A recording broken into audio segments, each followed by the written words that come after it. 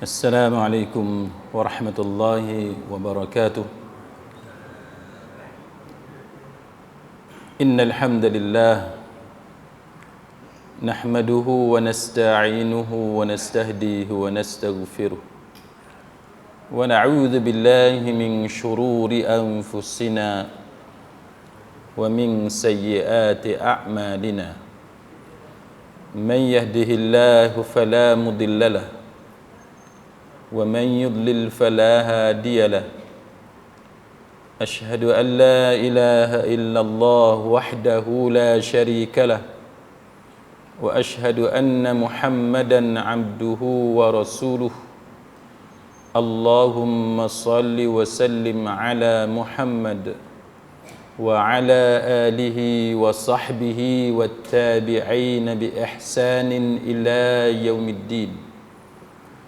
أما بعد، رب اشرح لي صدري ويسر لي أمري واحلل عقدة من لساني يفقه قولي. Saudara-saudari, sahabat sahabiah, muslimin muslimat rahimakumullah. Malam ni kita sambung Bidayatul Mujtahid oleh Imam Ibn Rushdi. Pada malam ni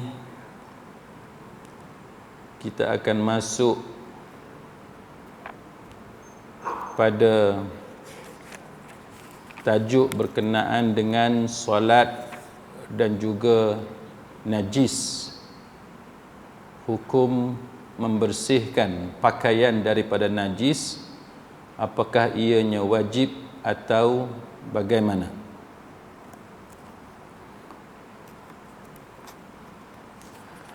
Sidang hadirin mukminin, apa yang disebut oleh Imam Ibn Rushdi, beliau menyatakan bahawa wujudnya perbezaan pendapat di kalangan para ulama tentang hukum membersihkan najis daripada pakaian. Ini kerana wujudnya beberapa perbezaan berdasarkan kepada athar-athar yang ada. Kalau dalam kuliah kita yang lalu kita membicarakan tentang terdapatnya hadis berkaitan dengan siksaan yang didengar oleh baginda Nabi sallallahu alaihi wasallam yang dikenakan kepada dua penghuni kubur. Manakala pada malam ni kita sambung daripada hadis itu, yang mana Imam Ibn Rushdi dia membawakan satu hadis lain yang disebut oleh Imam Ibn Rushdi sebagai kelihatan seperti bertentangan dengan hadis yang kita pelajari sebelum ini, iaitu hadis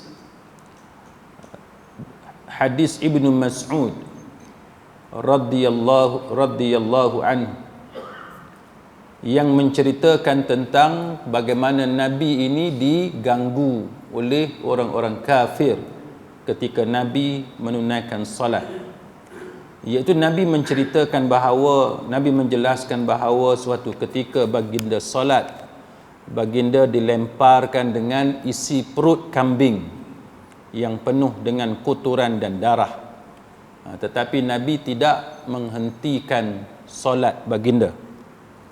Jadi ini antara contoh yang dibawakan oleh Imam Ibn Rushdi tentang hukum yang berbeza, kan? Kalau najis itu wajib dibersihkan daripada pakaian, kenapa ketika Nabi dilemparkan dengan najis dan kotoran, dia isi perut binatang tu, ada riwayat lain kata unta, bila dia dikeluarkan tu dia dengan najisnya, dengan darah, kan, dan dilemparkan atas belakang Nabi. Ada riwayat kata di atas bahu Nabi. Jadi kalau itu najis, kenapa Nabi tidak memberhentikan sembahyang, pergi bersihkan pakaian itu? Itu yang diutarakan oleh Imam Ibn Rushdi. Hadis tu saya baca sikitlah tuan-tuan. Bainama Rasulullah sallallahu alaihi wasallam yusalli 'inda al-bait. Ketika Rasulullah sallallahu alaihi wasallam melaksanakan sembahyang di Kaabah, wa Abu Jahlin wa Abu Jahlin wa ashabu lahu julus. Dia kata masa tu Abu Jahal ni dia ada dengan kawan-kawan dia. Dia duduklah. Dia duduk-duduk. Kalau bahasa kita sekarang ni duduk lepak. Kan? Yang mana pada masa tu sebelum tu ada unta yang disembelih. Kan ada unta yang disembelih. Lalu Abu Jahal kata, siapa di antara kamu yang mau, yang sanggup pergi ambil isi perut unta Bani Fulan dan meletakkannya di atas dua bahu Muhammad masa dia sujud. Oh, punya khianat tuan-tuan. Ni jenis apa orang sini kata buta perut. Saya tak kerti. Busuk perut. Busuk perut. Saya minta maaf, saya tak berapa kerti sikit. Perkataan orang-orang utara ni, busuk perut. Tak ada kerja, tak ada apa saja nak pergi khianat, nak pergi kacau Nabi. Nabi semayang bukan kacau siapa-siapa pun. Dia tanya, siapa di kalangan kamu ni yang boleh pergi ambil isi perut unta yang sembelih tu, bila buat keluar isi dalam tu, tahulah dengan kotoran, darah dan sebagainya. Dan dia kata pergi letak atas dua bahu Muhammad masa dia sujud. Maka dalam hadis ni tuan-tuan, hadis ni hadis Bukhari, hadis Muslim dan juga An-Nasa'i.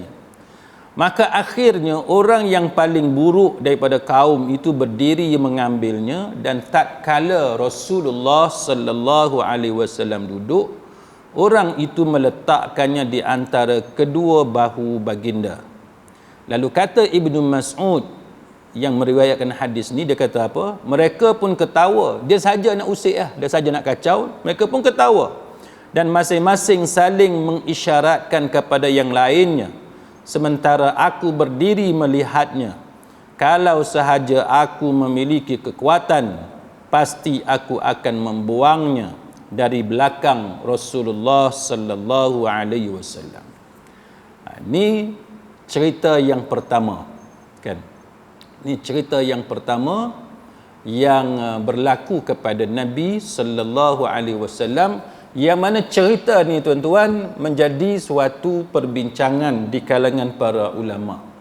Sebenarnya cerita ni dia ada banyak version, kan, dia ada banyak riwayat, dia ada beberapa cerita.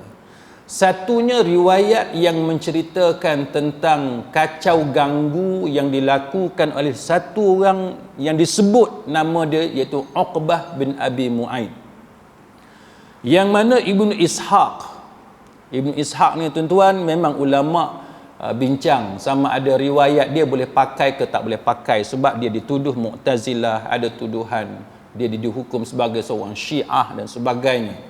Tapi ramai juga ulama yang mengatakan bahawa riwayat daripada Ibnu Ishaq kita boleh pakai sekiranya riwayat itu tidak menjurus kepada benda-benda yang sesat tadi, tidak menjurus kepada Syiah, tidak menjurus kepada dakwaan yang kata dia ni Mu'tazilah dan sebagainya. Baik, maka Ibnu Ishaq kata mereka yang mengganggu Rasulullah sallallahu alaihi wasallam dan keluarganya, dia ada beberapa nama, beberapa tokoh yang dikenal pasti yang duk selalu kacau Nabi. Nombor satu siapa dia? Iaitu Abu Lahab. Ni kepala pengat. Ni the real culprit, kan? Orang memang jahat sungguh, dialah kepala. Kat mana-mana dia ni lah puncanya. Yang keduanya Al-Hakam bin Al-As bin Umayyah. Yang ketiganya Uqbah bin Abi Mu'aid yang kita akan cerita ni. Adi bin Hamra Al-Thaqafi dan sebagainya. Dia adalah beberapa nama yang mana mereka ni bukan orang lain. Mereka ni antaranya ialah orang hak duduk dekat dengan Nabi. Rumah dia orang ni berjiran dengan Nabi. Neighbors. Bukan kata duduk jauh, tak. Dia berjiran dengan Nabi. Maka mereka inilah yang duk suka pi kacau Nabi, lontarkan Nabi dengan isi perut unta ketika Nabi sedang sembahyang. Dan ada juga hak lagi jahat, tuan-tuan sekalian, pi ambil isi perut unta tadi, pi bubuh dalam kuali bekas hak Nabi masak tu. Dia punya jahat.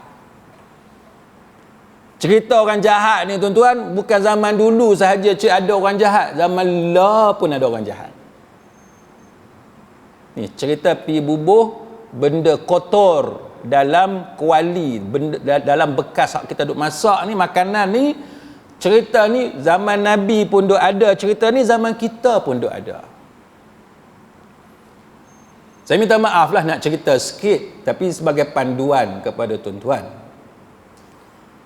Kawan saya seorang ni, dia sekarang jadi lawyer lah, tapi dia cerita benda-benda nakal dia dulu. Sepatutnya dia tak cerita, tapi kadang-kadang orang ni dia rasa nak cerita juga. Jadi bila saya dengar cerita dia tu, saya rasa baik kalau saya kongsi dengan tuan-tuan. Dia ni dulu sebelum jadi lawyer, tuan-tuan, masa duk cuti semester apa semua, dia kerja part time di kedai makan, restoran. Biasalah bila kerja restoran ni, tuan-tuan, time customers ramai, pelanggan datang ramai ni, sibuk. Jadi adalah satu customer ni duk komplain, duk kata kat dia macam-macam. Dia ni geram, tuan-tuan. Dia pergi dekat dapur kat belakang tu. Customer tu komplain pasal sup ke apa, saya tak ingat lah. Dia pergi buh kahak dia dalam tu.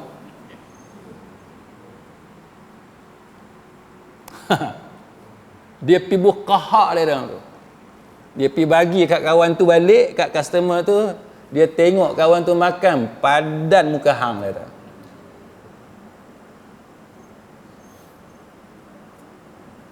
Apa tujuan saya cerita dekat tuan-tuan? Apa tujuan saya cerita? Saya nak cerita dekat tuan-tuan bahawa kita hidup atas dunia ni, kita kena tahu. Atas dunia ni ada orang baik, ada orang jahat. Ada nakal, ada macam-macam. Dan ada orang, dia sanggup buat benda yang kita tidak sanggup buat. Saya tak tahulah tuan-tuan, tapi saya percaya tuan-tuan sama dengan saya. Kita ni, tuan-tuan, kita nak marah dekat orang tu macam mana sekalipun, kita takkan buh kahak kita ke, air ludah kita ke dalam benda yang orang tu nak makan. Walaupun kita nak marah sangat kat orang tu, walaupun orang tu hina kita macam-macam, orang tu memalukan kita macam-macam, kita takkan buat benda lagu tu. Tapi tuan-tuan jangan ingat, dengan sebab tuan-tuan tak buat, orang lain pun tak buat. Jangan ingat lagu tu. Orang lain ni, tuan-tuan, dia bukan sama dengan kita.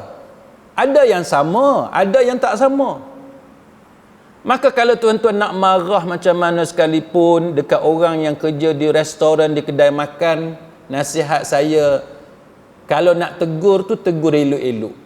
Jangan marah kat dia, jangan malukan dia, jangan aibkan dia. Kita malukan orang pun agama larang. Kita nak marah orang, kita guna kata-kata kesat pun agama tak bagi kita guna perkataan macam tu. Apatah lagi kita mengaibkan orang, menjatuhkan air muka dia. Ni tambah pula kalau hak jenis dia tak kira hukum halal haram ni. Dia pergi buat kahak hijau tu. Padan muka hang dia kata. Kita nak kata apa? Sebab tu kita ni, tuan-tuan, kita bila kita berurusan dengan manusia, kita buat elok-elok. Kita cakap elok, adab kita bagi tinggi, akhlak kita bagi mulia, insya-Allah Allah Taala jaga kita daripada benda-benda yang tidak sepatutnya. Baik. Tu cerita selingan lah. Maka dalam kisah ni, tuan-tuan, memang ada di kalangan jiran-jiran Nabi ni, hak nama kita sebut tadi, dia bukan setakat pi ambil isi perut unta, pi letak atas belakang Nabi, tapi dia tergamak pi bubuh isi perut unta dalam, kita guna bahasa kita kuali lah kan, kuali hak Nabi guna untuk masak ataupun bekas yang Nabi guna untuk masak. Dia sanggup sampai tara tu buat, tuan-tuan. Baik. Imam Bukhari meriwayatkan daripada Abdullah bin Mas'ud cerita yang kita sebut tadi, Abu Jahal dengan kawan-kawan dia. Lepas tu dia tanya siapa yang berani untuk ambil isi perut unta kan di tempat sembelih Bani Fulan, kemudian letak atas belakang Nabi ketika baginda sujud. Maka yang berdiri tadi, dalam riwayat yang satu lagi ni, dalam yang berdiri itu ialah hak paling jahat di kalangan hak jahat tadi. Dia jahat ni, tuan-tuan, ada orang dia jahat juga, tapi dalam jahat-jahat tu ada baik kan. Dia ada orang dia ada sempadan, dia jahat tapi dia ada sempadan. Ada orang jahat dia tak ada sempadan. Tak ada sempadan, dia boleh buat apa saja yang dia rasa dia nak buat. Ada orang dia ada limit. Aku ni jahat tapi hak ni aku tak tergamak nak buat. Tapi tak, hak seorang ni dia sanggup buat. Siapa dia yang kata yang paling jahat di antara nama-nama yang kita sebut tadi? Iaitu Uqbah bin Abi Mu'aid. Dia nilah yang pi bawa isi perut unta tadi, dan dia pegang, dia tunggu sampai Nabi kita sujud.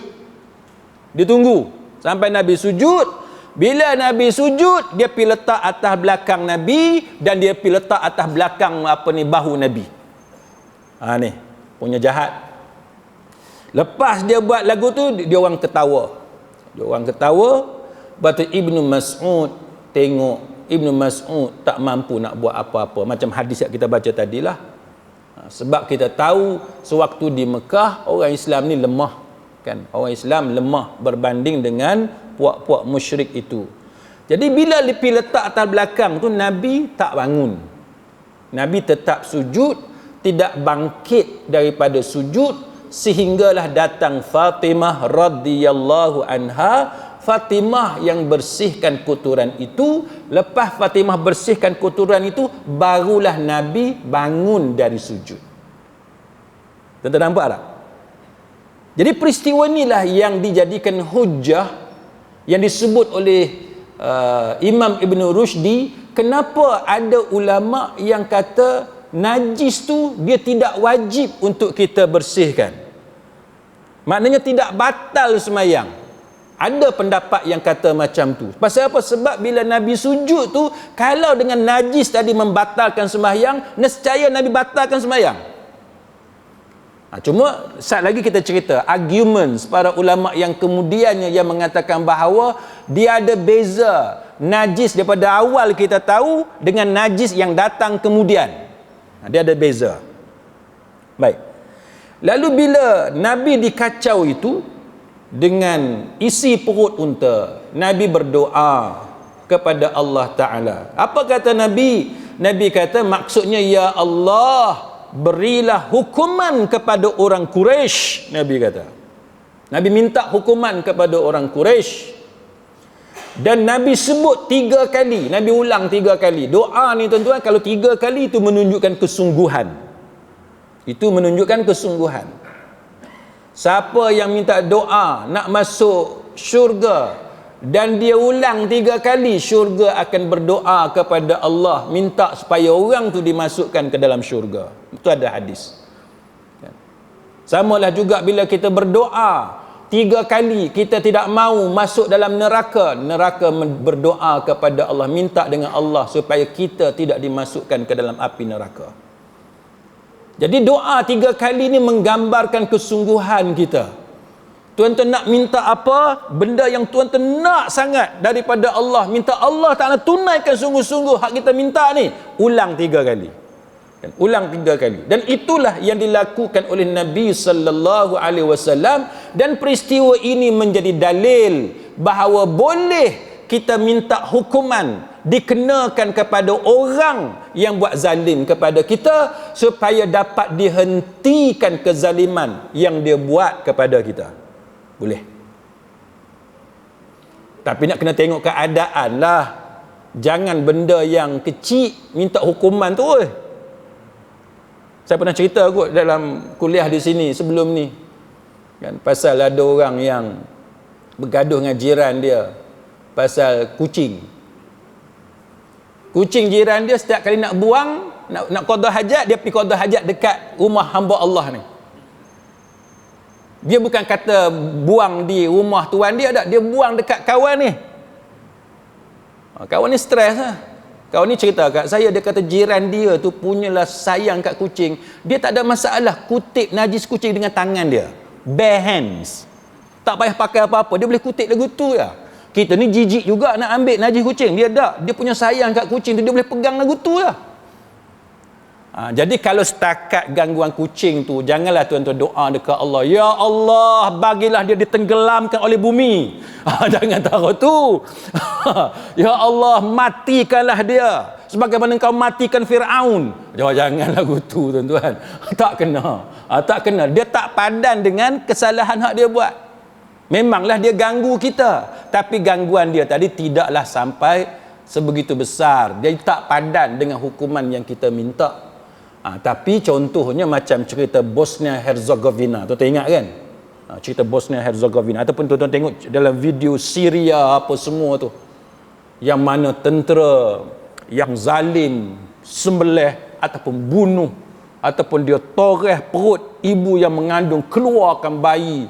Yang tu sungguh kita minta dengan Allah, ya Allah engkau matikanlah musuhmu ini, sebagai contoh.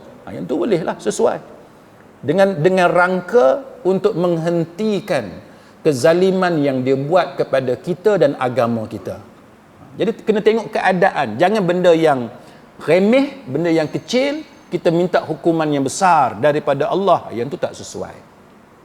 Baik, balik pada cerita kita ini tuan-tuan, maka Nabi sallallahu alaihi wasallam minta 3 kali, dan doa Nabi ini diketahui oleh puak Quraisy, dan mereka merasa takut kepada doa itu sebab mereka percaya bahawa doa Nabi itu mustajab.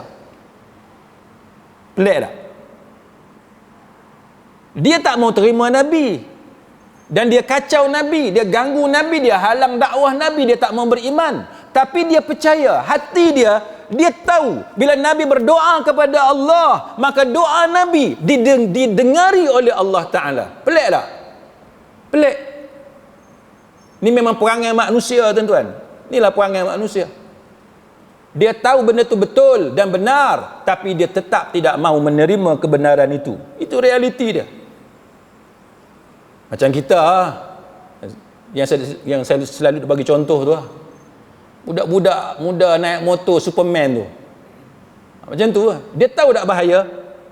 Tahu, apa tak tahu. Tengok YouTube, tengok dalam media punya banyak macam mana budak naik motor Superman terguling, hak cedera ada, hak cacat semua hidup ada, hak mati pun ada. Tapi dia buat tak? Dia buat. Bukan dia tak tahu, dia tahu. Hakikat tu dia tahu. Kebenaran yang orang larang, yang polis duk hambat, duk larang, duk bagi nasihat, dia tahu. Tapi dia tetap buat. Macam tu lah. Quraisy, buat musyrik Quraisy macam tu. Bukan dia tak tahu Nabi itu benar dengan gelaran Al-Amin dan sebagainya. Bukan dia tidak tahu kebenaran Islam yang dibawa oleh Nabi. Bukan dia tidak tahu doa Nabi mustajab. Tapi dia tetap degil. Itu sikap yang dipunyai oleh puak Quraisy. Macam anak-anak muda hari ni lah, kita larang dia jangan tengok Netflix tengah malam, tengok juga. Padahal dia tahu tidur lewat malam akan datang penyakit, tak sihat dan sebagainya, tapi buat juga. Macam tu. Baik, jadi Nabi pun sebut nama, ya Allah berikanlah hukumlah Abu Jahal, kan? Berikanlah hukuman kepada Utbah bin Rabi'ah, kan? Syaibah bin Rabi'ah, Al-Walid bin Utbah, Umayyah bin Khalaf dan Uqbah bin Abi Mu'aid. Nabi sebut. Cuma perawi hadis ni dia tak ingat nama yang ketujuh yang Nabi sebut, dan dia kata bahawa wallahi demi Allah aku telah melihat semua nama yang Nabi sebut itu menjadi bangkai yang dibuang dalam Qalib Badar, iaitu telaga lama di tempat orang duk buang bangkai di Badar.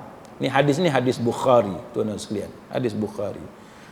Kat situ dia tajuk dia Kitabul Wudu, dia bab jika dilemparkan pada belakang orang yang sembahyang kotoran ataupun bangkai yang busuk, yang berbau, maka tidak membatalkan solat. Maknanya di sisi Imam Bukhari, kalau kita sembahyang ada orang lempar najis dekat kita, dia tak batal. Dia, sebab tu saya sebut tadi, hukum dia berbeza. Tuan-tuan pakai baju bernajis, tuan-tuan angkat takbir Allahu Akbar, yang tu batal, sembahyang tidak sah lagu tu, kan? Tapi kalau pakaian kita bersih, kan, suci dari najis, kita semayang, tiba-tiba ada orang lempar najis dekat kita, kan? Siapa nak lempar najis? Kita tak ada Quraisy dekat Perlis ni, ada Quraisy lah. Kan? Mana ada musyrikin Quraisy dekat Perlis ni? Musyrikin Quraisy tak ada lah, tuan-tuan. Tapi anak kita sebagai contoh, kan, anak kita, dia mai kat kita, dia ambil najis kat mana, dia mai letak atas riba kita apa semua, boleh kita buang, kan, boleh kita buang najis tersebut. Tapi yang tu ada perbahasan di kalangan para ulama tentang singkat atau tidak singkatnya waktu, kan, singkat atau tidak singkatnya waktu untuk kita buang najis. Dengan mudahnya kalau najis tu kering, kan, kita boleh buang dan kita boleh teruskan sembahyang. Tapi kalau anak kita mai letak punggung dia pergi buang keluar hak cerek tu, yang tu masalah lah. Yang tu senang batalkan sembahyang, kita bersih apa semua, yang tu, kan. Tapi Imam Bukhari dia meletakkan dalam Kitabul Wudu pada bab yang menyatakan bahawa jikalau dilontarkan, dibuang pada dilemparkan pada belakang orang yang sembahyang suatu kotoran ataupun najis, maka itu tidak membatalkan sembahyang.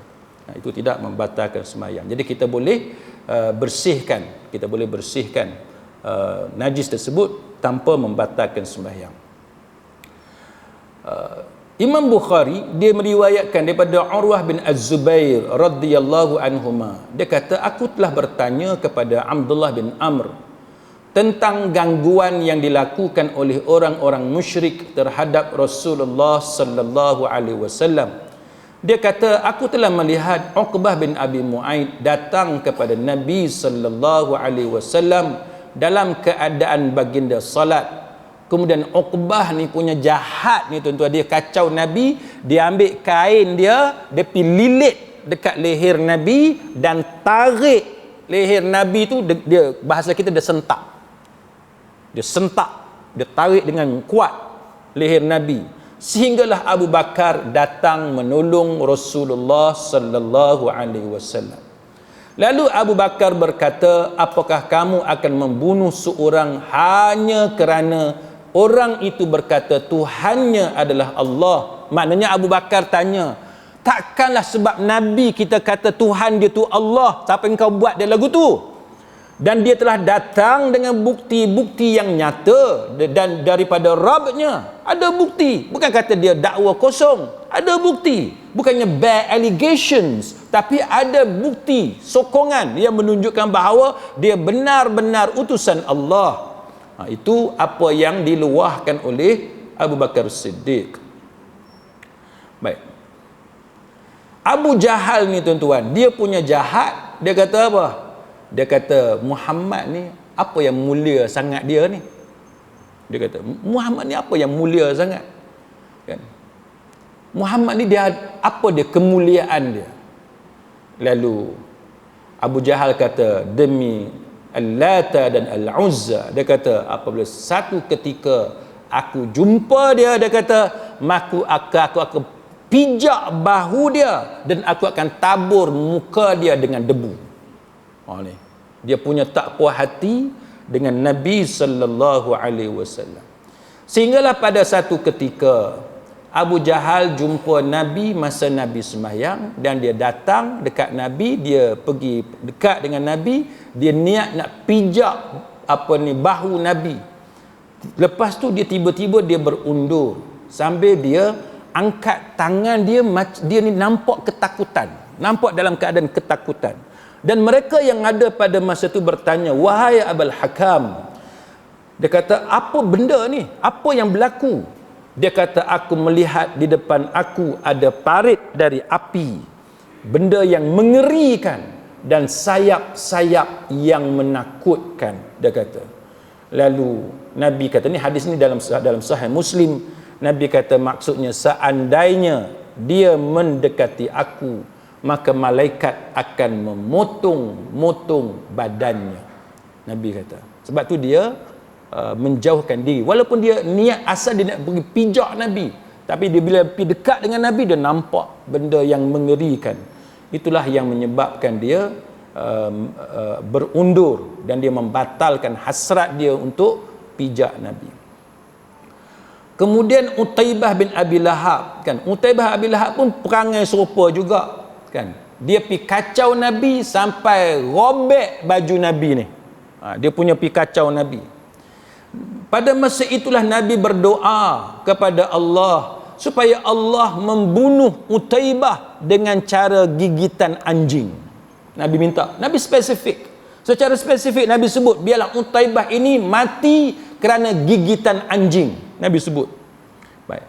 Maka satu kali Utaibah ni dia berjalan, dia bermusafir dengan golongan Quraisy, dia tiba di satu tempat dalam Syam, nama tempat tu Az-Zarqa. Pada waktu malam, tiba-tiba ada satu ekor anjing serigala yang datang mengelilingi mereka. Bila dia Utaibah nampak aja anjing serigala tu, dia kata apa? Dia kata, wallahi, dia kata, demi Allah aku akan mati dengan sebab serangan anjing serigala ni. Macam kita cerita tadilah, bukan mereka tidak tahu bahawa Nabi itu datang dengan kebenaran. Dia orang tahu, cuma dia orang ni degil. Sebab ego tu tak mau terima dakwah yang dibawakan oleh Nabi sallallahu alaihi wasallam. Pasal itu lah, pasal kedegilan, keras kepala tadi. Tapi bila muncul anjing serigala, dia teringat yang Nabi doa itu, bahawa dia akan dibunuh, dia akan mati di tangan dengan sebab gigitan anjing serigala. Bila dia nampak saja anjing serigala itu, dia kata dia akan mati dengan sebab anjing serigala ini. Maka dia kata, Muhammad membunuhku di tempat ini sedangkan dia berada di Mekah. Maknanya sebab doa Nabi di Mekah, maka dia mati di Az-Zarqa, dia kata. Dan dia mendoakan kebinasaan aku dengan cara gigitan anjing. Lalu serigala tadi menerkam kepala Utaibah dan menggigit leher dia. Az-Zahabi kata riwayat ni sahih. Baik. Jadi ini contoh, tuan-tuan sekalian, benda yang berlaku pada zaman Nabi sallallahu alaihi wasallam. Jadi para ulama kata cerita-cerita macam ni dia ada pelajaran yang baik kepada kita. Kita bukan sekadar mendengar cerita, bukan sekadar kita ambil hukum-hukum yang ada pada peristiwa tersebut. Tapi kita kena renung, kita kena lihat dengan keadaan kita sekarang, supaya kita benar-benar menjadikan Nabi sallallahu alaihi wasallam sebagai ikutan. Dalam peristiwa najis tadi, itu menggambarkan rukhsah, kan, kemudahan. Bagaimana agama facilitate, memberi kemudahan kepada kita dalam kita beribadat. Macam kita cerita sebelum ni lah, kan, kalau kita nak kena jaga cucu, kan, lepas tu anak kita belum balik dari kerja, sedangkan kalau kita semayang nanti cucu akan buat benda bahaya, dia terjun ke apa ke, kita boleh jamak. Kita boleh jamak. Kita bukan suka-suka nak jamak, tapi jamak itu rukhsah yang agama bagi kepada kita. Kita takhirkan solat, tunggu anak kita balik. Itu antara contoh kelonggaran yang agama bagi. Kan, jangan kita dengan sebab nak semayang, kita tak peduli cucu kita ni duk buat apa, sebagai contoh. Maka itu sangat bahaya, kan, sangat bahaya. Agama mengajar kepada kita bukan sahaja ibadat itu penting, tapi menjaga nyawa juga penting. Malah dalam banyak keadaan, dengan sebab untuk menjaga nyawa, maka ibadat tadi diringkaskan, ibadat tadi dimudahkan, malah diberi alternatif, ganti lain, supaya kita dapat menjaga nyawa. Itu penting, jaga nyawa.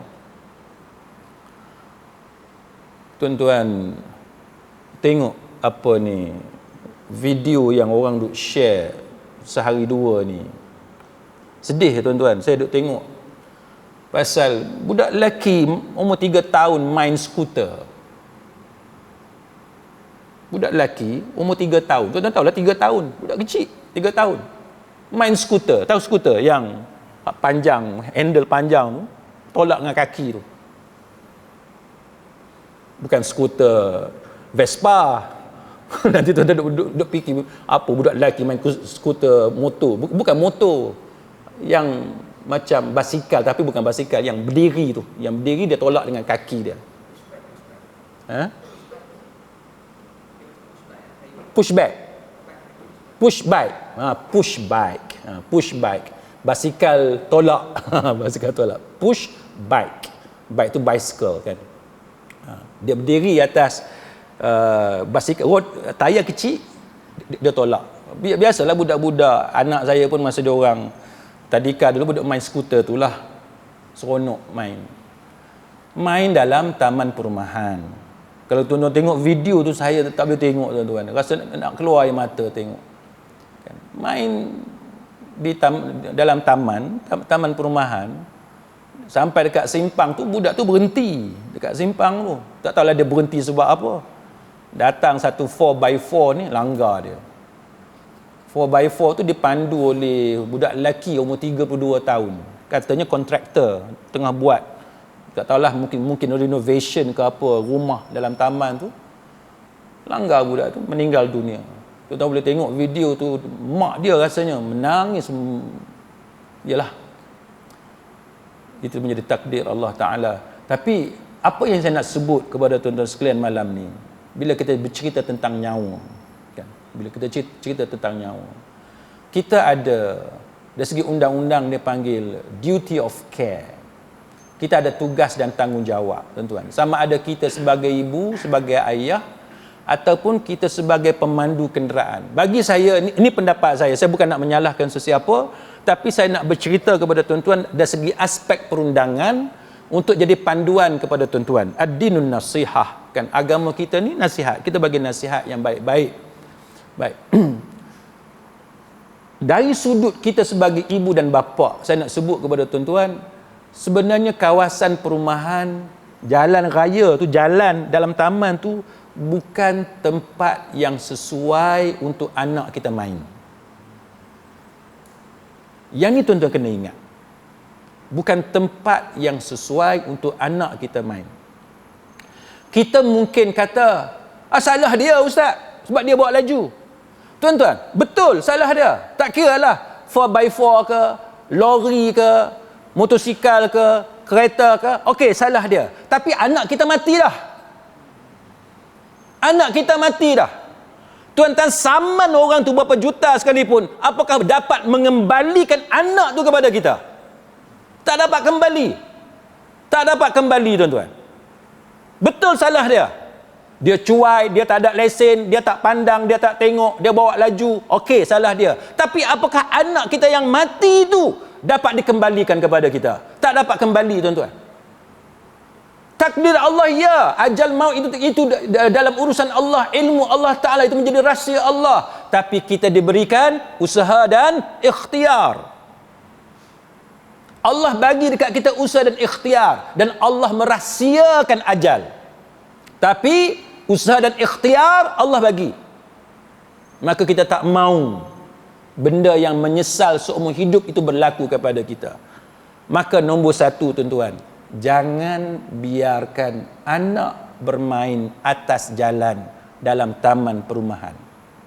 Saya ambil contoh, ni ada panduan. Tips keselamatan jalan raya untuk budak-budak. Tuan-tuan tengok, bukan saya kata saja-saja. Kita bercakap dari segi undang-undang. Kita bercakap dari segi undang-undang.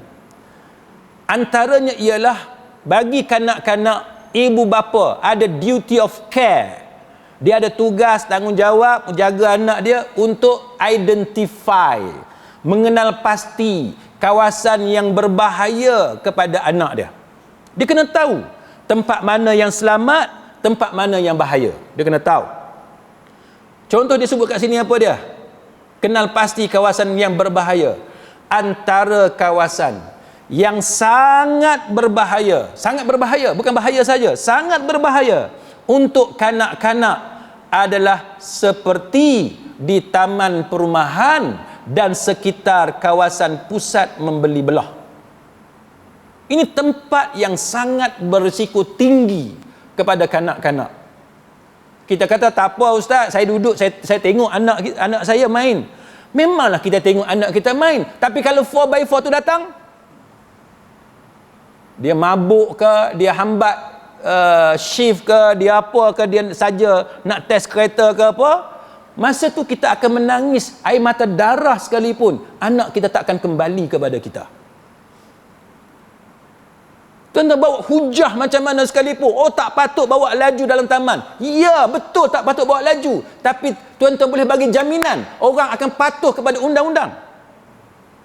Kita tidak ada kekuatan untuk memastikan 100% pengguna jalan raya akan patuh kepada undang-undang. Kita kena ada expectation, kita kena ada sikit, kita duk rasa mesti ada orang jahat, mesti ada orang nakal, mesti ada orang tidak patuh undang-undang. Macam-macam lah.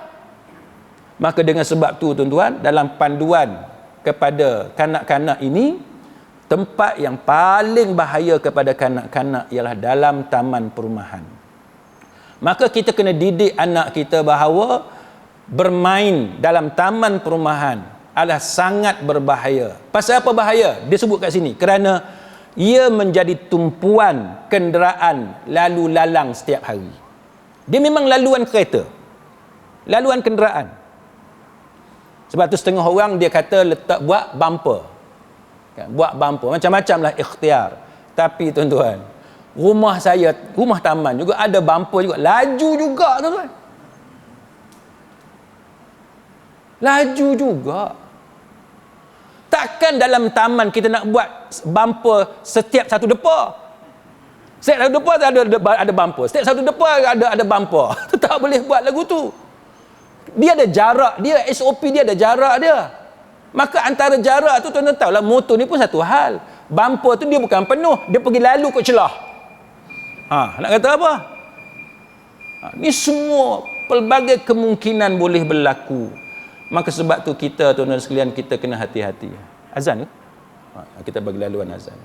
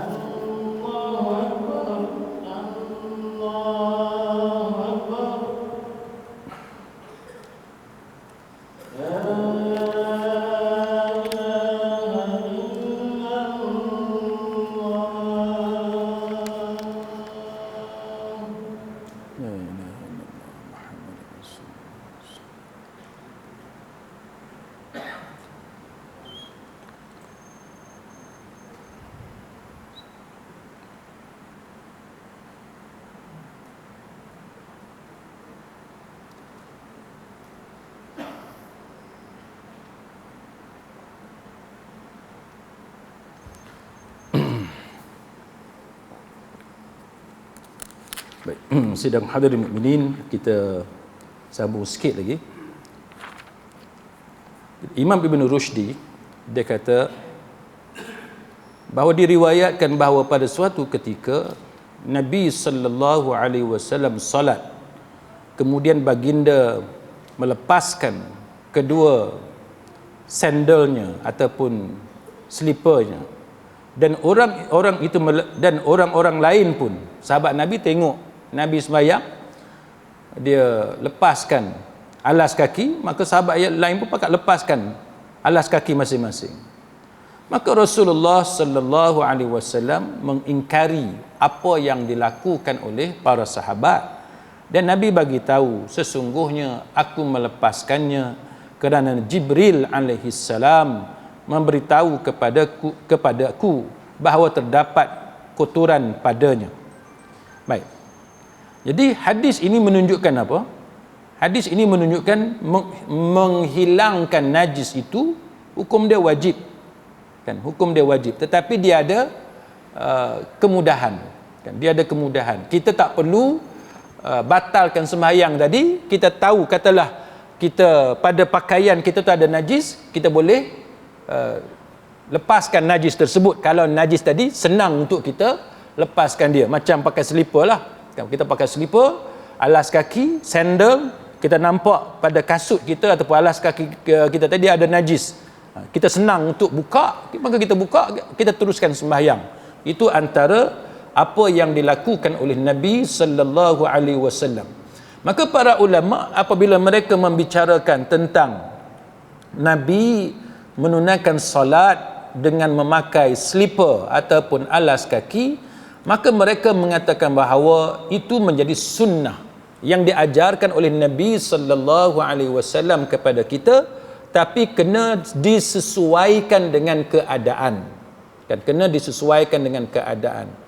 Macam masjid kita ni ada kapet, tak sesuai lah tuan-tuan naik dengan atas kapet macam ni pergi sembahyang, kan, dengan alasan tu sunnah Nabi.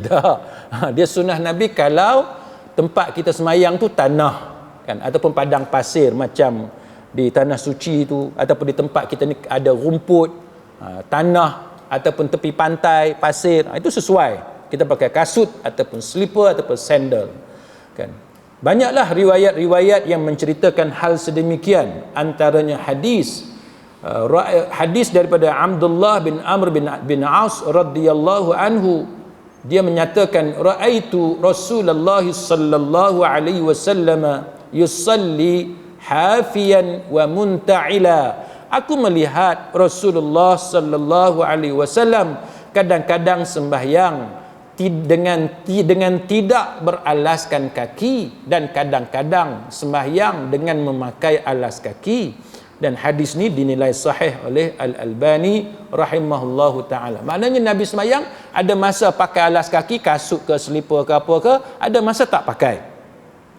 Dan Nabi juga mengingatkan kepada kita supaya kita buat benda ni, kan, idza shalla ahadukum falyalbas na'layhi aw liyakhla'huma baina rijlayhi.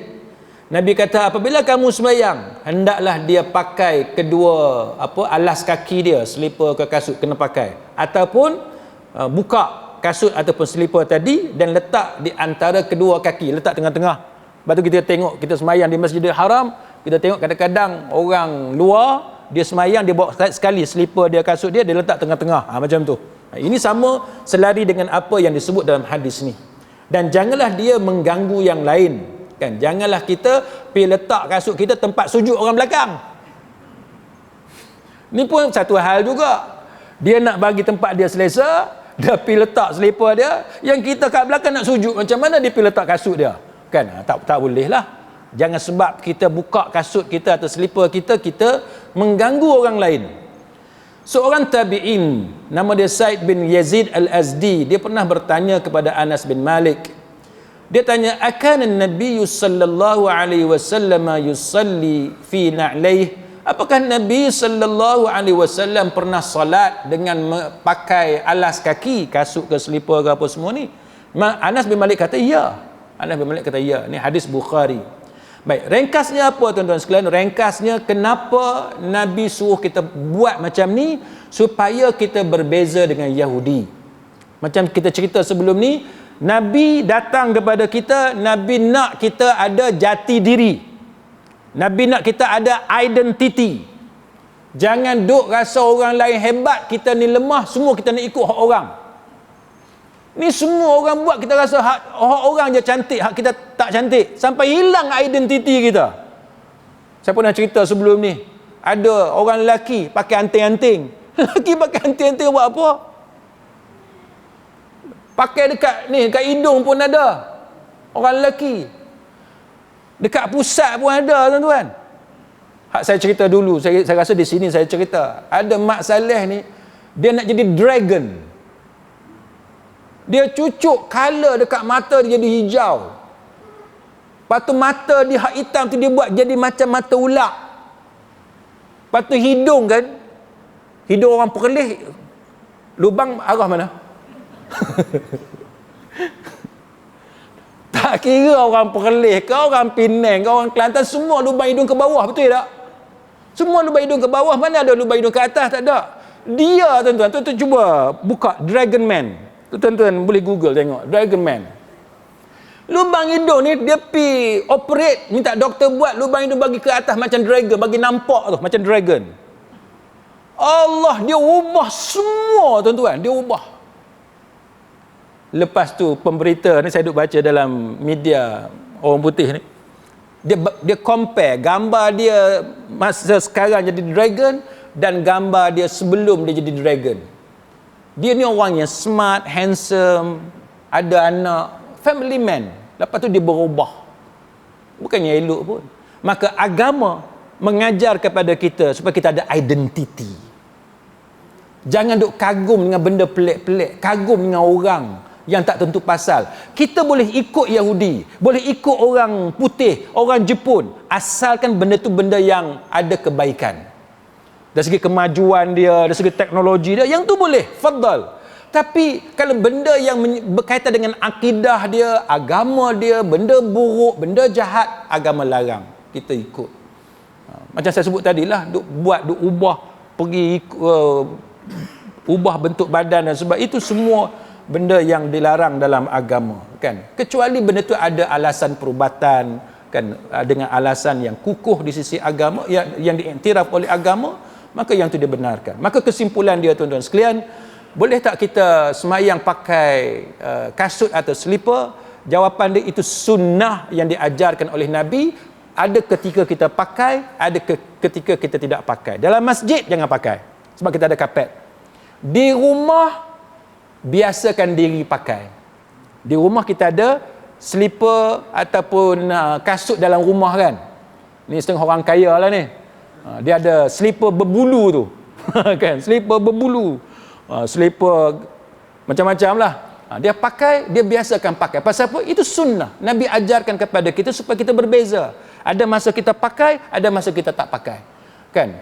Kita tunjuk yang kita tak mau menyerupai mana-mana kaum yang disebut oleh Nabi sebagai kaum yang engkar kepada perintah Allah. Kita ada identiti kita sendiri, kita umat Nabi Muhammad sallallahu alaihi wasallam, kita beriman kepada ajaran baginda dan kita berusaha untuk melaksanakan semua walaupun tidak mampu semua, tapi berusaha untuk melaksanakan semaksimum mungkin apa yang diajarkan oleh Nabi sallallahu alaihi wasallam. Sekadar itu tuan-tuan, mudah-mudahan Allah Subhanahu wa taala menetapkan kita di kalangan orang-orang yang beriman dan Allah taala melindungi kita daripada segala bahaya dan fitnah di dunia maupun di hari akhirat. Wallahu a'lam. Aqul qawli hadza wa astaghfirullahal azim li wa lakum. Wassalamu alaikum warahmatullahi wabarakatuh. Subhanakallahumma wa bihamdik ashhadu an la ilaha illa anta astaghfiruka wa atubu ilaik.